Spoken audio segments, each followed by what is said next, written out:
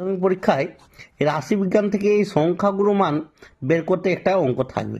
তোমাদের দেখো, এভাবে দ্রব্যের আকারের নম্বর দেওয়া থাকবে, পরিসংখ্যা দেওয়া থাকবে, অথবা এখানে শ্রেণী দেওয়া থাকবে, পরিসংখ্যা দেওয়া থাকবে। তোমার যা থাকবে সেই ছকটা দেখে দেখে লিখবে।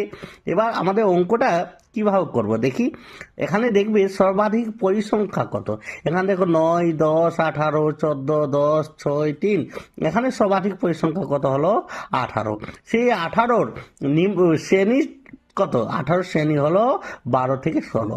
তাহলে আমাদের প্রদত্ত পরিসংখ্যা বিভাজন ছকে সর্বাধিক পরিসংখ্যা হলো 18, সংবলিত সংখ্যাগুরু মান সংবলিত শ্রেণী হলো 12 থেকে 16। অতএব আমাদের তথ্যটি সংখ্যাগুরু মানের সূত্রটা কি?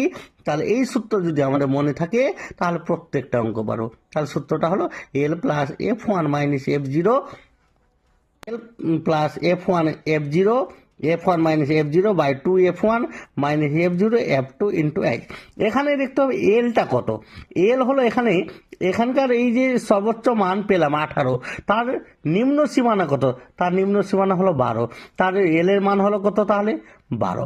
এবার F1 কত?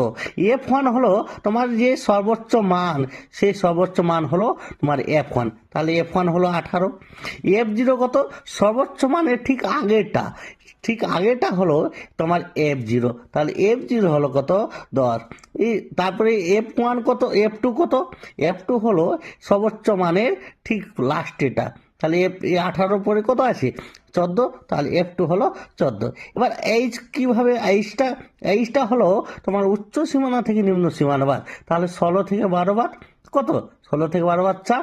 তাহলে মানগুলো বসাই। তাহলে এল আমরা পেলাম 12, F1 পেয়েছি 18, F0 পেয়েছি 10, এখানে মানটা বসিয়েছি, এইচ এর মান পেয়েছিলাম 4। তাহলে 18 থেকে 10 বাদ কত? 8। এখানে 2 18 কত? 36। আর 10 আর 14 যদি যোগ করা হয় তাহলে কত? 24 গুণ কত? 4। এবার দেখো 8 বাই কত? 8 গুণ 8 গুণ 4, আর নিচে কত? 36 থেকে 24 বাদ কত? 12। এই 4 দিয়ে যদি কাটি, 4 3 12, এই যে 4 8, এখানে কত আসবে? 3। তাহলে বাঁচলো কত? 8/3। এই 12 যোগ তাহলে কত হলো? 8/3। এই 8/3কে যদি ভাগ করা হয় 2.6 পয়েন্ট, তাহলে আমাদের যদি যোগ করতাম তাহলে কত হতো? 2.66। তাহলে এই 12 যোগ 2.66 যোগ করা হয় তাহলে হয়ে যাবে 14.66। ঠিক আছে? এবং এই ধরনের এইভাবেই ঠিক পরের অঙ্কটা হবে। এখানে সর্বোচ্চ সীমানা কত? সর্বোচ্চ মান কত? পরিসংখ্যা 24। তাহলে তার সীমানাটা কত? 12 থেকে 15। নিম্ন সীমানা কত? 12।